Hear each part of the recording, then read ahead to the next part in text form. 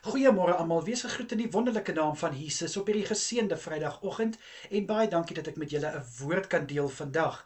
Nou ek wil vandag vir jou vra dat hoe het jou week afgeloop? Ek weet dat ek vra dit baie keer veral aan die einde van 'n week, maar hoe het jou week afgeloop? Was daar dae wat dinge swaar was? Was daar dae wat dit gevoel het jy is teen die grond vasgepen? Was daar dae wat jy gevoel het dat jy het nie meer raad vir hierdie situasie of hierdie omstandighede nie? Wel, kind van God, ek wil vanoggend kom en ek wil vir jou 'n vers kom gee. Twee verse, 2 Korintiërs 4 vers 8 en vers 9 wat sê: Die radeloses sal raad hê en die wat geval het sal nie vernietig word nie.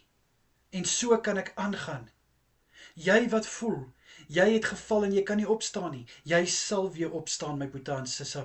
Jy wat voel, jy is verdruk, jy sal nie te neergedruk word nie. Jy wat voel, jy het nie meer raad nie, jy sal raad kry. Want hoekom? Want groter is God wat in ons is as dit wat in die wêreld is. Jou verlosser wag om vir jou te help en om vir jou leiding te gee, om vir jou insig te gee, deur wat jy ook al gaan, wat daar ook al is, wat oor jou pad gekom het hierdie week, wil hy vat, en hy wil dit draai in iets wat jy kan getuig van. Moenie nou wegdraai van God nie, my boetie en sissa, moenie hom nou een kant toe stoot nie.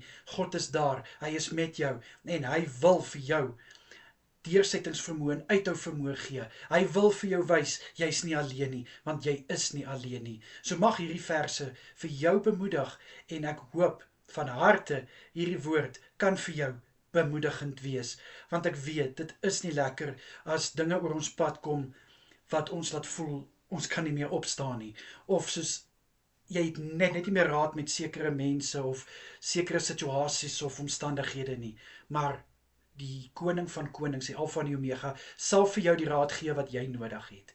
En dan voel jy, wat ook al jou verdruk, 'n verhouding, finansies, wat ook al, dit sal jou nie te neerdruk nie, want jy sterker as dit, jy is 'n oorwinnaar. Kom ek bid vir ons. Here, ek bid in Jesus naam, wat daar ook al is wat vandag en in hierdie week, in my boetie en sissa se lewe gebeur het, Here, lê ek voor U neer, en ek bind dit in Jesus naam, dat dit wat hulle verdruk, sal hulle nie te neerdruk nie, dit wat hulle teen die grond vasdruk, sal hulle nie vernietig nie, en dit wat hulle radeloos maak, hulle sal weer raad kry. Ek spreek dit, ek spreek 2 Korintiërs 4 vers 8 tot 9 oor elke boetie en sissa wat hierdie woord nou ontvang.